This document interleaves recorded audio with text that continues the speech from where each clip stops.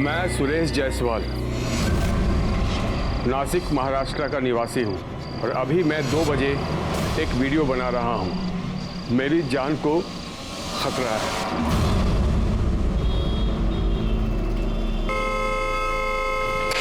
अरे कौन है ये नॉन स्टॉप हॉर्न बजा रहा है? जी कौन है? कौन? अरे ये जायसवाल साहब की गाड़ी है। आओ चलो देखते। अरे ए भाई साहब, क्या तबीयत खराब है भाई साहब? भाई साहब, अरे ये तो जायसवाल साहब है। अरे किसे चाकू मारे? जायसवाल साहब, जल्दी फोन करो, एम्बुलेंस लो, जल्दी जल्दी।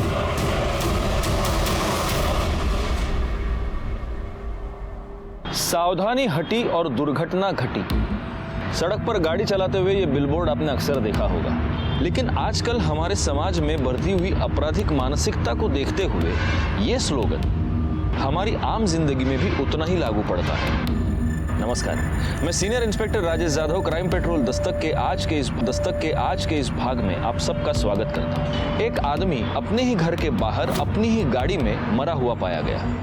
ये केस मेरे पास तब आया था जब मैं नासिक के अंबड़ पुलिस स्टेशन में पोस्टेड था।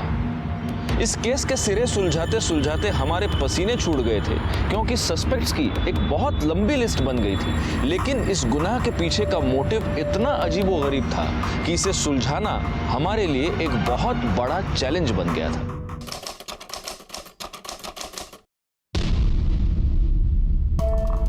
ऋषि सीधा बैठो बेटा, लेस बांध रही हूँ ना मैं। मम्मी लेट हो रहा है, टिफिन करना। हाँ आई बाबा, फटाफट फटाफट। ये लो ऋषि, ये बैग दी बाबा। नमस्ते माँ जी। मासी मासी।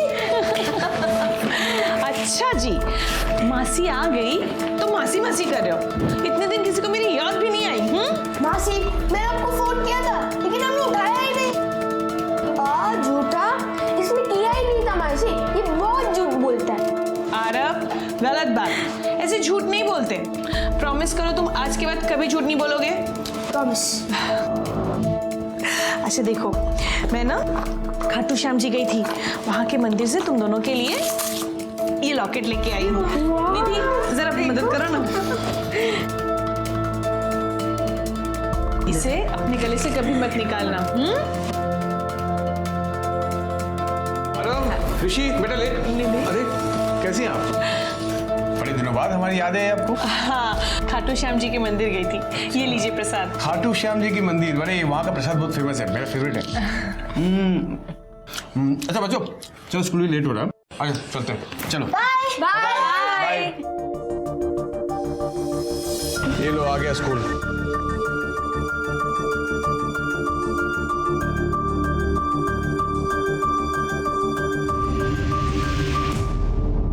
अच्छा, अब मैं चलती हूँ, राजीव से भी मिलने जाना है, उसको भी प्रसाद दे आऊं। सुना है मेरी बहन ने मुझे याद किया। अरे अच्छा हुआ तो यहीं आ गया। ये ले, खाटू श्याम जी का प्रसाद लाई हूँ। Thank you so much.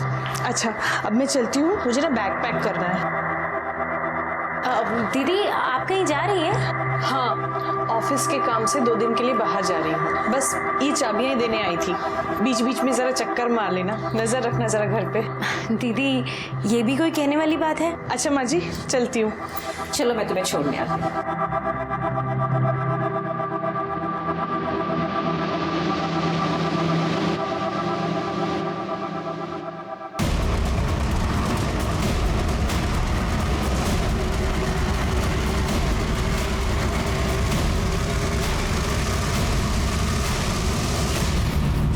कौन है आप लोग? क्या चाहते हैं आप लोग? अरे कहाँ लेके गए आप लोग? कौन है आप लोग? अरे अरे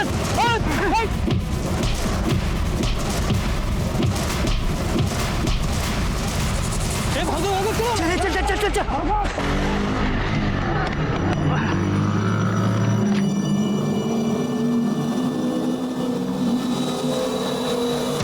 बेटा सुरेश, ये चोट कैसे लगी तुझे? अरे माँ बताया ना, मैं गिर गया था। मैं सचमुच गिर गया या मुझसे झूठ बोल रहा है? माँ झूठ बोलता तो तुम पकड़ नहीं लेती। हाँ चल झूठ है। माँ निधि कहाँ है? दिखाई नहीं दे रही? वो तो राजू के पास गई है ना। पापा, आपको पता है आज मम्मी बहुत रो रही थी। माँ बिंदी आई थी क्या?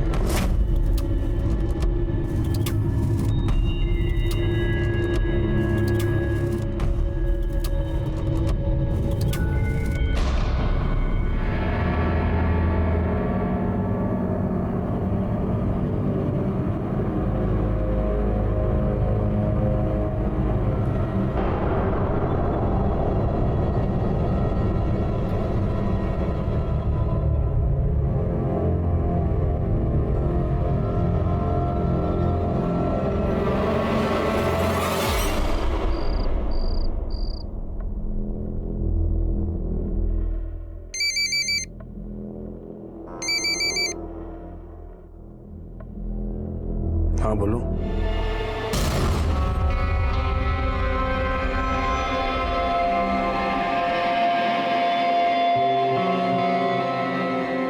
बस दिन में ऑफिस और रात में लैपटॉप।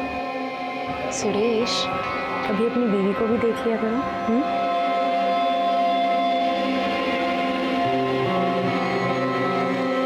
क्या हुआ?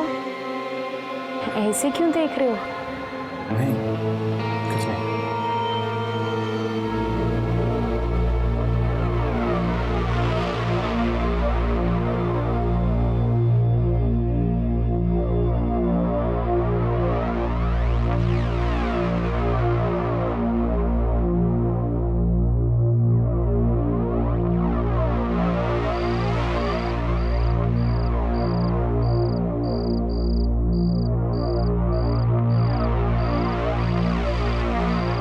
मैं सुरेश जायसवाल नासिक महाराष्ट्र का निवासी हूँ और अभी मैं 2 बजे भाई साहब, क्या तबीयत खराब है भाई साहब? भाई साहब, अरे ये तो जायसवाल साहब है। अरे किसे चाकू मार दिया? जायसवाल साहब, जल्दी फोन करो, एम्बुलेंस लो, जल्दी जल्दी। सुरेश, सुरेश कहाँ है सुरेश? सुरेश, नहीं सुरेश।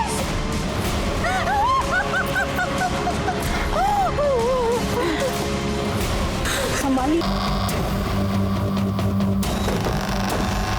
हटिए हटिए वहां से।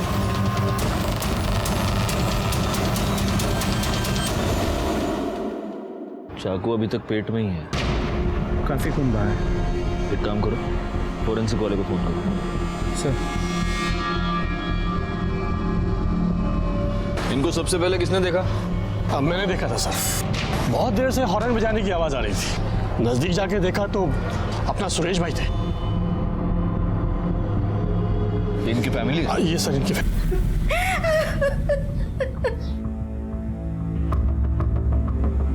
देखिए, मैं समझता हूँ कि इनकी फैमिली बहुत सदमे में है, लेकिन अगर हमें मर्डरर तक पहुँचना है तो हमें कुछ सवाल तो पूछने होंगे। वैसे आप कौन? सर मैं सुरेश जायसवाल जी का साला हूँ, नीति का कजिन ब्रदर, सामने वाले घर में रहता हूँ। ओके।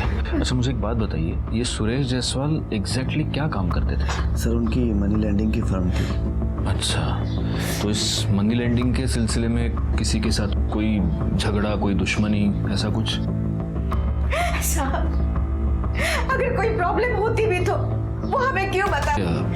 ये सुरेश जायसवाल के पास उनका अपना लैपटॉप तो होगा, तो उनका लैपटॉप हमें सीज करना होगा। क्या हो गया भाई को?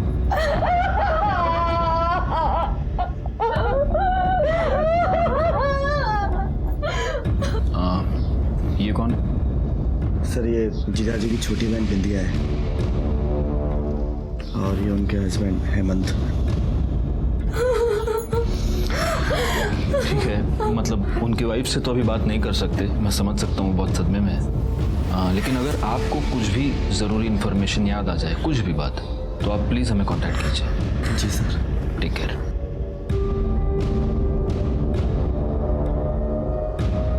मासी,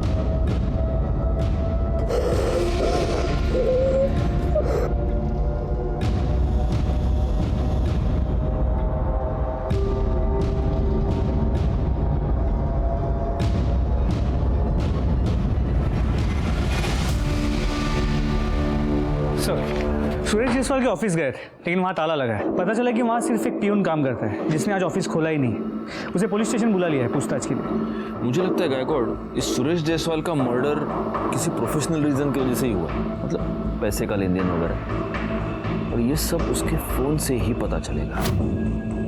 सर उसका फोन अब तक अनलॉक नहीं हो पाया है, शायद थोड़ा वक्त लगेगा। तब तक एक काम करो, उसकी मोबाइल लोकेशन और कॉल डिटेल्स निकालो। सर सुरेश जायसवाल की पीएम रिपोर्ट और फॉरेंसिक रिपोर्ट।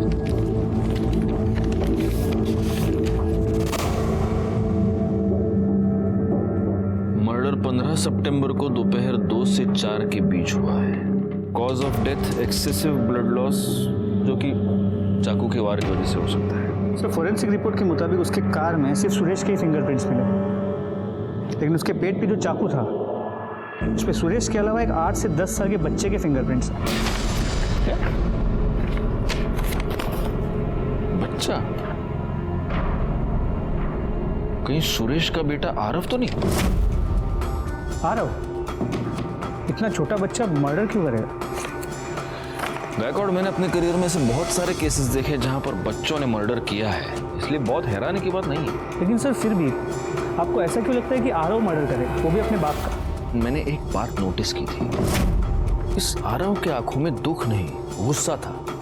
हो सकता है उसने अपने बाप को मर्डर किया, हो सकता है ना भी किया हो, लेकिन कुछ तो गड़बड़ है जिसकी वजह से वो बच्चा उस दिन बहुत ही एबनॉर्मली बिहेव कर रहा था। आपको बच्चों से क्या बात करनी है? सर वो ऑलरेडी सदमे में है और आप है कि बच्चों से। एक मिनट, हमें सिर्फ उनसे बात करनी है, और वो भी हम आप लोगों के प्रेजेंस में ही करेंगे। प्लीज। तो बहुत प्यार। अरे सेम, दोनों के गले में सेम लॉकेट है। वाह, वेरी नाइस। अच्छा आरव, चलो अब मुझे एक बात बताओ, कल तुम इतना गुस्सा क्यों थे? बोलो। देखो, अगर तुम बोलोगे नहीं तो तुम्हारे फादर के मर्डरर को हम कैसे पकड़ेंगे? तुम नहीं चाहते वो पकड़ा जाए? हाँ बोलो। मुझे पता है राजीव मामा ने पापा को मारा होगा, इसलिए मैं इतना गुस्से में था। तुम्हें कैसे पता है? राजीव मामा हमारे घर के सामने वाले घर में ही रहते हैं। मम्मी उनके घर रोज जाती है। इस बात से पापा को गुस्सा आता था, इसलिए वो झगड़ा करते थे।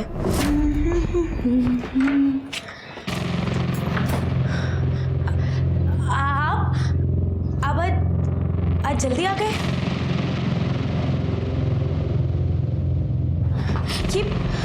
ये चोट कैसे लगी आपको? बोलिए ना, कुछ बोल क्यों नहीं रहे? मैंने सुना तू रो रही थी आज। हाँ? दिमाग खराब था तेरा ना, और अब गाने गुनगुना के आ रही है। क्यों? अच्छा, वो अपना भाई के साथ चिपक के ठीक हो गई तू? कैसी बातें बताया उससे, ये राजीव तो इस केस में प्राइम सस्पेक्ट बनता है गायकवाड़। सर इन बच्चों का बचपना हो सकता है, उनकी बातों पे हम विश्वास कर सकते हैं क्या? हो सकता है बच्चे सच कह रहे हैं। अगर सच कह रहे हैं तो उसका कुछ ना कुछ क्लू तो हमें मिलेगा ही। अच्छा एक बात बताओ, तुमने सुरेश जायसवाल का लैपटॉप चेक किया? जी सर, लेकिन उनमें ऐसे कुछ फोटोज नहीं मिले। हो सकता है उसने फोटोज डिलीट कर दिए हो। गायकवाड़, सबसे पहले एक काम करो, निधि और राजीव दोनों के कॉल रिकॉर्ड्स और मोबाइल लोकेशन निकालो। सर सुरेश के घर के पास से हमें 2 सीसीटीवी फुटेज मिले, जिनमें से एक 1.5 किलोमीटर के अंतर पर है और दूसरा 500 मीटर। ओके सर ये वो 1.5 किलोमीटर दूर वाला सीसीटीवी फुटेज है। एंगल की वजह से कुछ क्लियर नजर नहीं आ रहा। दूसरा देखो। सर इसमें तो क्लियर नजर आ रहा है, उसके पेट में चाकू है और फिर भी गाड़ी चलाते हुए जा रहा है। एक बात बताओ गायकवाड़, ये बच्चों का स्कूल इसके घर से कितनी दूरी पर है? सर 700 मीटर, शायद इन दोनों कैमरास के बीच। तो ये हो सकता है कि सुरेश जायसवाल ने इन दोनों बच्चों को स्कूल से पिकअप किया, इन बच्चों ने ही सुरेश को चाकू मारा और फिर बच्चे भाग गए। या फिर ये भी हो सकता है कि स्कूल के आसपास किसी ने सुरेश पर अटैक कर दिया। लेकिन सर सुरेश के मोबाइल रिकॉर्ड्स के मुताबिक उसे आखिरी कॉल गोखले चौक के पीसीओ से किया गया। उसकी मोबाइल लोकेशन के मुताबिक वो वहाँ गया भी था और वहाँ से वो घर लौटा, जहाँ वो अपनी गाड़ी में मरा हुआ मिला। तो ये हो सकता है कि इस पीसीओ के आसपास ही किसी ने उस पर अटैक कर दिया हो। एक काम करो, उस पीसीओ वाले से पता करो, देखो उसको उस बंदे का चेहरा याद है क्या जिसने सुरेश जायसवाल को कॉल किया था? हो सकता है उसे कुछ याद हो। सर सुरेश जायसवाल का प्यून प्रकाश आया, भेजो उसे। नहीं साहब, ऑफिस में कुछ नहीं है साहब। ऐसे कैसे कुछ नहीं है? अरे कुछ तो होगा ना, क्या सिर्फ टेबल कुर्सी ऑफिस में? किसी क्लाइंट की फाइल, हिसाब किताब कुछ तो होगा। साहब मेरी बात का यकीन कीजिए साहब, वहाँ कुछ नहीं है। फाइल तो क्या, किसी के नाम का एक कागज तक नहीं है सर। अगर आपको विश्वास हो तो आप चलकर खुद देख लीजिए। मैंने कहा था ना गायकवाड़, मनी लेंडर आदमी है, पीछे कोई भी सबूत नहीं छोड़ेगा। अच्छा एक बात बताओ, तुम्हारे साहब का किसी से कोई झगड़ा था? मतलब तुमने कुछ देखा हो ऑफिस के अंदर, ऑफिस के बाहर, कहीं भी, कुछ भी? साहब बाहर का तो कुछ पता नहीं है, लेकिन कुछ दिन पहले उनकी बहन और जीजा आए थे सर। हिस्से के नाम पे मुझे मिला ही क्या है? हाँ, हिस्से के बाद भी बहुत कुछ दिया है मैंने तुम्हें। क्यों नहीं दिया मैंने, बताइए। इनसे क्या बात कर रहे हो? मुझसे बात करो, मुझसे। क्या प्रकाश, पानी दिया ना? जाओ। चुप क्यों जीजा जी, बताइए। ठीक है मैं बता देता हूँ। वो मैंने पिछले 2 साल में सुरेश से 2 करोड़ रुपए उधार लिए हैं। हाँ तो अपने जीजू को थोड़ा सा क्या दे दिया तो इतना सुना रहे हो, और अपने साले को इतना बड़ा घर दे दिया, उसका क्या? वो घर मैंने नहीं, पापा ने दिया था उसे, और पापा के डिसीजन के अगेंस्ट में जा नहीं सकता, समझी तुम? पापा का बहाना मत बनाओ, साफ साफ बोलो कि तुम जोरू के गुलाम हो और अपने साले से वो घर वापस नहीं ले सकते। थोड़ा सोच समझ के बोलो, तुम क्या बोल रही हो। एक काम कीजिए, आप लोग यहाँ से जाइए, जाइए। जितना कर सकता था कर चुका हूं मैं, अब मैं तुम लोगों के लिए कुछ नहीं कर सकता। खड़ी क्यों, जाइए। सर गुस्से में बोली गई बात का मतलब ये नहीं होता कि मैं अपने सगे भाई को मार दूं, और मैं वहां पे अपने हक मांगने के लिए गई थी। और जब तुम्हें तुम्हारा हक नहीं मिला तब तुमने अपने भाई को मार दिया। सर मैं क्यों मारूंगी उसे? 15 सितंबर को दोपहर 2 से 4 के बीच तुम कहाँ थी? घर पर। और तुम? मैं बाहर गया हुआ था सर। कहाँ? सर मैं अपने दोस्त रमेश पाटिल से मिलने गया था सर। फोन लगा उसको। सर उसका फोन चल नहीं रहा है। एड्रेस दो। सर नासिक में है ही नहीं, वो राजस्थान गया सर किसी काम से। राजस्थान गया तो अपना घर उठाकर साथ ले गया क्या? घर का एड्रेस दो। रानी एड्रेस ज्ञान जगड़ना। तुमने सुरेश जायसवाल को धमकी दी और उसके 4 दिन बाद उसका मर्डर हुआ। तुम दोनों इस केस में प्राइम सस्पेक्ट हो। जब तक ये केस सॉल्व नहीं होता तुम में से कोई भी नासिक छोड़कर जा नहीं सकता। हेमंत के कॉल रिकॉर्ड्स और मोबाइल लोकेशन निकालो, चेक करो ये सच बोल रहा है या नहीं। सर, और ये भी पता करो कि उसका दोस्त वो रमेश पाटिल वो वाकई राजस्थान गया है या नहीं, क्योंकि मुझे ये हेमंत बड़ा गड़बड़ आदमी लगा। सर सूरज जायसवाल का फोन अनलॉक हो गया, देखिए इसमें क्या मिला। अगर मुझे कुछ हो जाता है तो उसके जिम्मेदार ये 4 लोग होंगे। ओरिजिन सॉल्यूशन के ओनर रोहन लौस्कर, नवीन गडकरी, इन दोनों को मैंने 10 करोड़ रुपए दिए थे और पिछले 8 महीने से इन्होंने मुझे एक भी इंटरेस्ट नहीं दिया है। और तीसरा है सीनियर इंस्पेक्टर मकरंद सिंधे, जिसने मेरे साथ 2 करोड़ इन्वेस्ट किए हैं। और चौथा एस्टेट एजेंट धनंजय पाटिल, जिसने मेरे साथ 5 करोड़ इन्वेस्ट किए हैं। ये दोनों भी मेरी जान के पीछे पड़े हुए हैं, क्योंकि मैं इन्हें इंटरेस्ट नहीं दे पा रहा हूँ। अगर मुझे कुछ हो जाता है तो ये 4 लोग जिम्मेदार होंगे। अब तक मुझे ऐसा लग रहा था कि सुरेश जायसवाल का मर्डर घर के किसी आदमी ने किया है, लेकिन अब इस वीडियो से साफ है कि बाहर वाला भी कोई हो सकता है। एक काम करो गायकवाड़, इसने जिन लोगों के नाम लिए हैं, रोशन, नवीन और धनंजय, इन तीनों से तुम बात करो। तब तक मैं इस सीनियर पीआई मकरंद शिंदे से बात करता हूँ। क्या प्रूफ है आपके पास कि मैंने 2 करोड़ रुपए दिए थे? कोई भी आदमी वीडियो में कुछ भी कह देगा और आप यकीन कर लेंगे? नहीं, ऐसे कैसे यकीन करेंगे? और प्रूफ तो हमारे पास कुछ है नहीं। लेकिन कैसा है शिंदे साहब, आप भी जानते हैं हमारे डिपार्टमेंट के बहुत सारे लोग पास्ट में भी कुछ गलत सलत करते हुए पकड़े जाते हैं। मैं सिर्फ ये कंफर्म करना चाहता हूँ कि आप उन लोगों में से नहीं हैं। हाँ बताइए, कहाँ थे 15 तारीख को आप? 15 सितंबर को मैं सिन्नर में था और वहां पर गैर कानूनी तरीके से चलने वाले क्लिकर बार में मैंने रेड की थी, और इसका प्रूफ आपको आसानी से मिल जाएगा। जी बिल्कुल, लेकिन कैसा है, जब तक ये इन्वेस्टिगेशन खत्म नहीं हो जाती, you are one of the suspects. जब सबूत मिल जाए तो मुझे कॉल कर देना, मैं आ जाऊंगा। हाँ, मैंने सुरेश के साथ पैसे इन्वेस्ट किए थे, और जब उसने पैसे लौटाए नहीं तो तुमने उसे मारने की धमकी दे दी। जब करोड़ों अटके पड़े हो ना तो धमकी देनी पड़ती है। इसलिए 15 सितंबर को तुमने सुरेश को मार के अपनी धमकी को सच कर दिया, है ना? उसे मारने से मेरा क्या फायदा है? उल्टा मेरा नुकसान है। मुझे मेरे पैसे मिलने की उम्मीद खत्म हो जाएगी। मैं क्यों मारूंगा उसे? उसके मर्डर में मेरा कोई हाथ नहीं। तो फिर 15 सितंबर दोपहर 2 से 4 के बीच में तुम कहाँ थे? इसी ऑफिस में, यही केबिन में? जी हाँ। अगर ऑफिस में थे तो इस कैमरा की फुटेज में तो दिखाई दोगे ना? फुटेज मंगाओ, फुटेज मंगाओ।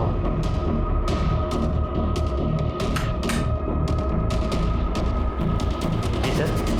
15 सितंबर को इस कैमरा की फुटेज लेके आओ। सर सीसीटीवी तो पिछले 1 हफ्ते से बंद पड़ा है, फुटेज कहाँ से आपको? केस खत्म होने तक तुम शहर छोड़ के कहीं नहीं जाओ। सर हेमंत झूठ बोल रहा है।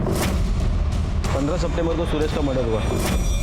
तब हेमंत जिस रमेश पाटिल से मिलने की बात कर रहा था। सर मैं अपने दोस्त रमेश पाटिल से मिलने गया था सर। वो तो पिछले 3 महीने से राजस्थान में, और इन्फॉर्मेशन हमें उनके घर वालों से ही मिली है।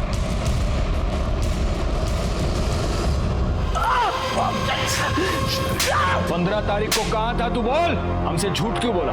सुरेश को तू नहीं मारा ना? बोल। सर मैंने किसी का मर्डर नहीं किया है सर। आप लोगों से झूठ इसलिए बोला था, अगर मैं सच बोलूंगा ना मार डालेंगे मुझे वो लोग। तू अगर हमसे झूठ बोलेगा ना तो हम तुझे जिंदगी भर जेल में सड़ाएंगे। वो जो भी लोग हैं उनसे हम तेरे को बचाएंगे, लेकिन हमसे तेरे को कोई नहीं बचा सकता। अब सच बोल चल। सर उस दिन सारा समय मैं टिप्सी बार में था। सुबह से लेकर रात तक बैठकर दारू पी रहा था? दारू नहीं पी रहा था सर, इलीगल गैम्बलिंग। उसी समय मुझे जुए की बुरी लत लग गई थी सर। सुरेश के 2 करोड़ रुपए वहीं पर आ रहा था सर। सर प्लीज मेरी बीवी को उसके बारे में मत बताइएगा सर, प्लीज सर। रोहन और नवीन सर 2 दिन पहले यूएस गए हुए सर, कॉन्फ्रेंस के लिए। उनके फ़ोन नंबर्स, एड्रेस और सभी डिटेल्स मुझे चाहिए। क्या सुरेश ने आपको कभी ये बताया था कि उसे धमकियां मिल रही थी? उसकी जान को खतरा था? धमकियों के बारे में तो हमें कुछ पता नहीं, मगर हाँ एक दिन वो घर जल्दी वापस आया था और उसे चोट भी आई थी। मैंने उससे पूछा कि ये कैसी चोट है, तो बोला कि मैं गिर गया। आपको भी उन्होंने कुछ नहीं बताया? नहीं, मुझसे भी कुछ नहीं कहा। सुरेश जायसवाल मर्डर केस में हमारे पास बहुत सारे सस्पेक्ट्स थे, लेकिन सबसे बड़ी मुश्किल ये थी कि ना हम इनमें से किसी को भी क्लीन चिट दे सकते थे और ना ही किसी के भी खिलाफ हमारे पास कोई ठोस सबूत था। जिस सस्पेक्ट के खिलाफ हमारे पास एक पक्का सबूत था, खास तौर पे एक ऐसे पिता का जिसे वो पसंद करता था। इसी उधेड़-बुन में हमने सुरेश जायसवाल के कॉल रिकॉर्ड्स को दोबारा खंगाला।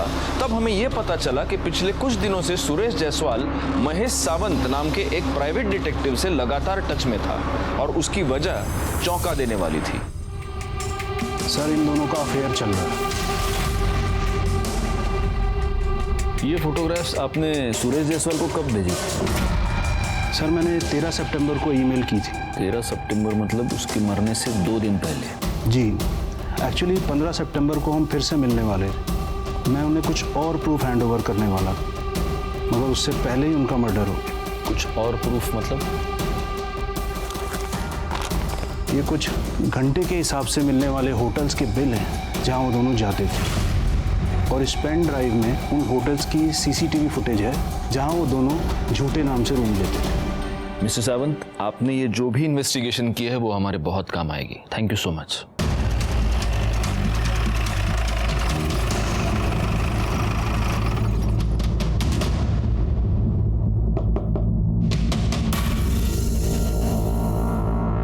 सर ये घर मुझे जीजाजी के पापा ने रहने के लिए दिया है, ताकि मैं उन लोगों के आसपास रह सकूं और उनका ख्याल रख सकूं। कितने साल से हो यहाँ पर? सर निधि की शादी को 10 साल हो गए। उसकी शादी के कुछ समय बाद ही मैं यहाँ आ गया था। अच्छा, और उसके पहले भी टच में थे? हाँ सर, निधि मेरे ताऊजी की लड़की है। सर बहन है मेरी, तो टच में तो रहूंगा ना। बस इतना ही? हाँ सर। गायकवाड़,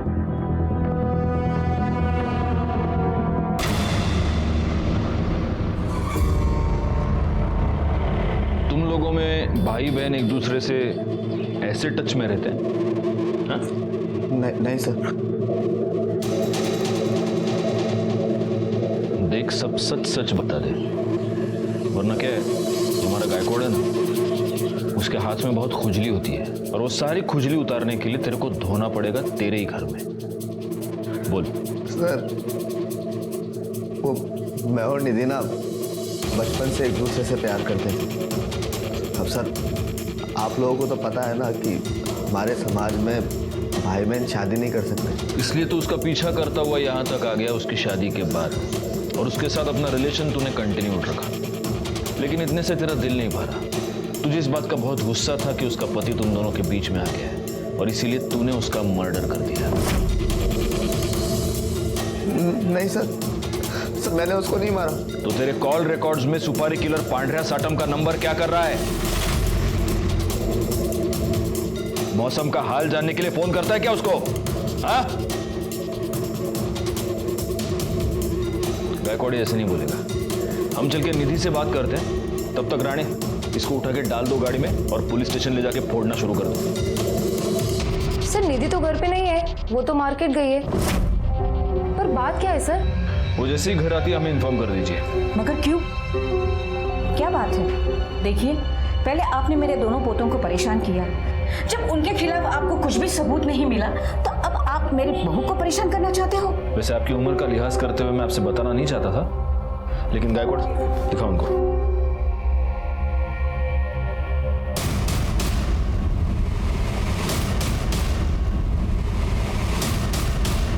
बच्चों, जल्दी से अंदर चले जाओ। वैसे कोई जरूरत नहीं है, ये बात सबसे पहले मैं उन्हीं से पता चली। हमने राजीव से बात कर ली, उसने ये सब कबूल कर लिया है। अब जब निधि घर पर आ जाए तो हमें इन्फॉर्म कर दीजिए।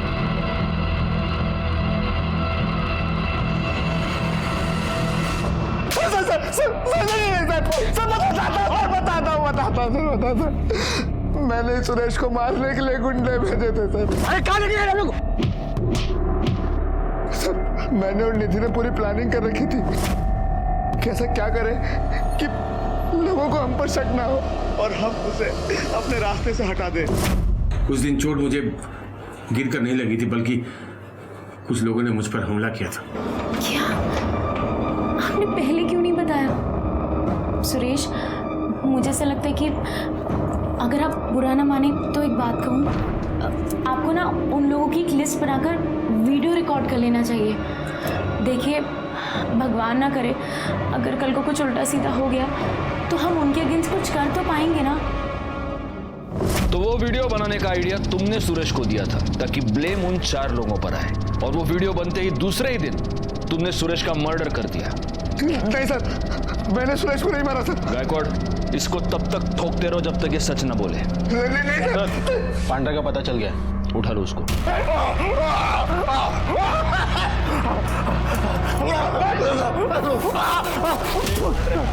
बोल बोल। राणे रुकेगा नहीं हमारा, उसका खुद का खेत है मिर्ची का, उधर का ही मिर्ची है सब। सब बता दो, सब। हाँ बोल बोल बोल। राजीव ने सुरेश की ठुकाई करवाने के लिए कहा था, तो मैंने अपने 4-5 आदमी बैठकर उसकी पिटाई करवा दी। और फिर साहब उसने बाद में उसका मर्डर करने के लिए कहा, तो सब मैंने अपने हाथ जोड़ दिए। मैंने मना कर दिया साहब। क्यों? हाथ क्यों जोड़े तूने? अचानक तेरे अंतरात्मा की आवाज जागृत हो गई। राणे, काला मिर्ची, हम अंतरात्मा की आवाज। बोलता मिर्ची मत खाइए, बोलता था सब, क्योंकि साहब उसने मेरे पुराने पैसे नहीं दिए थे। सब खाली पॉकेट खाए को मैं किसी का मर्डर करूंगा साहब। हाँ, ये थोड़ा लॉजिकल लग रहा है। खैर, सुरेश को तूने मारा या नहीं है तो हम पता लगा के रहेंगे, लेकिन उस पर असॉल्ट करने के जुर्म में तो तू यहीं रहेगा और राणे के हाथ से मिर्ची खाता रहेगा। ठीक है सर। बिंदिया का फोन था, निधि घर पे वापस आ गई। 2 लेडी कांस्टेबल्स को लेके जाओ और निधि को यहाँ ले आओ।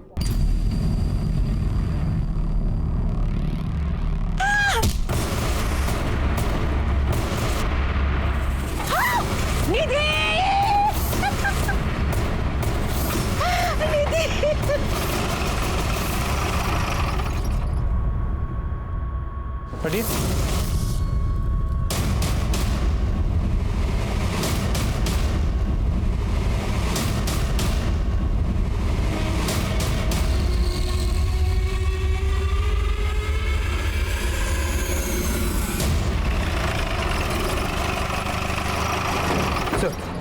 उससे पूछताछ से पता चला कि निधि रोज शाम को कपड़े कलेक्ट करने के लिए टेरेस जाती थी और आज भी गई। लेकिन उसके पहले बिंदिया और सुरेश की माँ ने उसे अपने और आजू के अफेयर के बारे में इतना कुछ सुना दिया कि काफी। गायकवाड़ पिछले 10 साल से बिना अपने अफेयर चला रही थी। आज अचानक से इसके मन में गिल्ट आ गया और इसने सुसाइड कर लिया। राणे जरा पूरे घर की तलाशी लो, अगर कुछ भी सस्पिशियस मिलता है तो जब्त कर लो। मैडम आप जरा बॉडी चेक कीजिए। एक बात बताओ गायकवाड़, जब ये वारदात हुई तब घर में कौन कौन था? सुरेश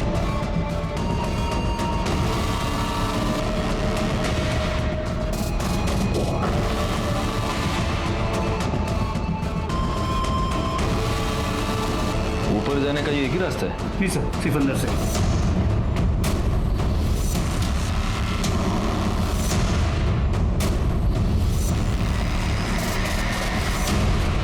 ये नीचे कूदी नहीं है गायकवाड़, इसे किसी ने धक्का दिया है, क्योंकि अगर ये खुद कूद जाती तो इतनी दूर जाकर नहीं गिरती, यहीं नीचे ही गिरती।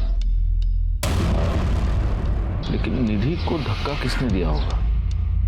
वैसे उसको मारने का मोटिव शांति देवी के पास भी हो सकता है, बिंदिया के पास भी हो सकता है।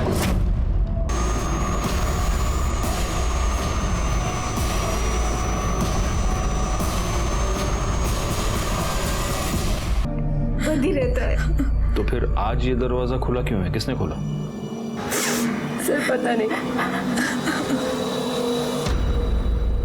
फॉरेंसिक रिपोर्ट के मुताबिक भी निधि की बॉडी जिस पोजीशन में पड़ी हुई पाई गई थी, वो पोजीशन कूदने की वजह से ना होकर किसी ने धक्का मारकर गिराने की वजह से ही हुई थी। निधि को छत से धक्का किसने मारा था? क्या आरव ने? आरव ने अपने माता पिता दोनों का खून कर दिया था।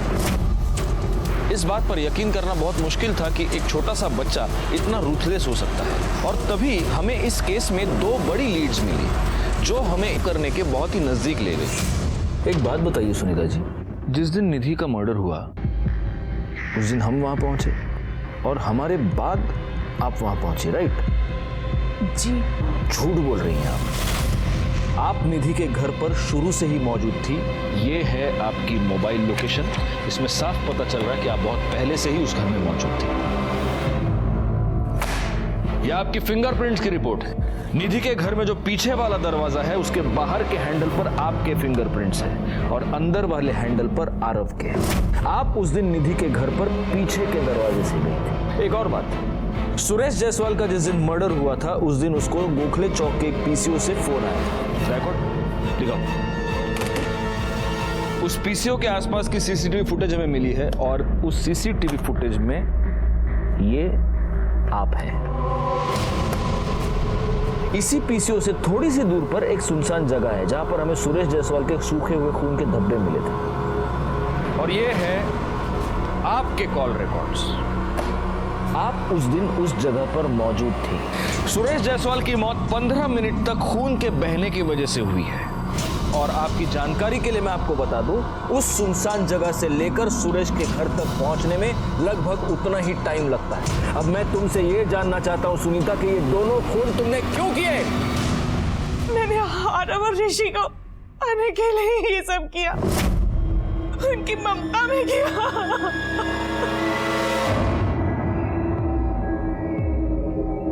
ये कैसी ममता है तुम्हारी? जिन 2 बच्चों से तुम बेहद प्यार करती थी, तुमने उन्हीं 2 बच्चों को अनाथ बना दिया और उनको अनाथ बनाने के बाद तुम उन्हें अपनाना चाहती थी।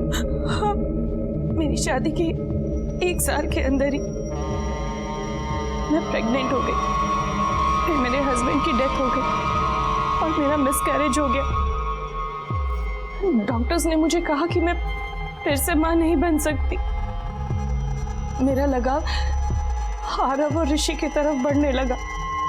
मैं उन्हें अपने बच्चों की तरह देखने लगी और वो लोग भी मुझे अपने माँ बाप से ज्यादा प्यार करते थे। और मुझे निधि और राजीव के बारे में भी डिसाइड कर लिया कि मैं इन दोनों को मार कर मैं बच्चों को अपने साथ ले जाऊंगी। गोखले चौक के पीसीओ से मैंने फोन करके कहा कि जरूरी बात करनी है। ये कहकर मैंने सुरेश को वहां बुलाया।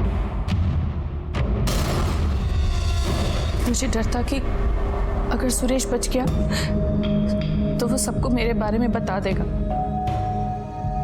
लेकिन वो मर गया।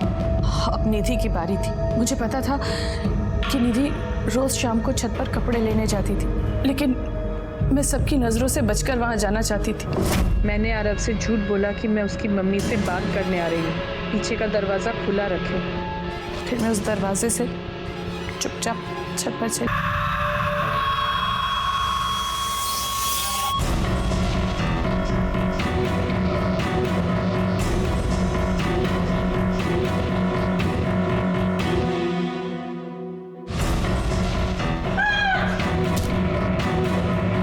दरवाजे से बाहर निकल गई। उसके बाद ऋषि के लिए की, लेकिन शायद मेरी किस्मत में वो है ही नहीं। सुरेश जायसवाल और निधि जायसवाल के मर्डर के जुर्म में मैं तुम्हें अरेस्ट करता हूँ सुनीता। क्यों जाए? ये एक ऐसा केस था जिसमें एक छोटे से बच्चे से लेकर बड़ों तक सारे सस्पेक्ट्स थे, लेकिन अंत में जो गुनहगार निकला उस पे पूरी केस के दौरान हमारी कभी नजर ही नहीं पड़ी थी। एक सीधी साधी दिखने वाली औरत ने अपनी ही बेहद इच्छा उसके लिए गुनाह की सबसे पहली दस्तक थी, उसे वो समझ नहीं पाई और अपने आप के लिए उसने जेल का रास्ता चुन लिया। खैर, मैं सीनियर इंस्पेक्टर राजेश जाधव आपसे विदा लेता हूँ। दोबारा मिलूंगा, तब तक सतर्क रहिए और देखते रहिए क्राइम पेट्रोल दस्तक, क्योंकि मकसद बताना नहीं, बचाना है।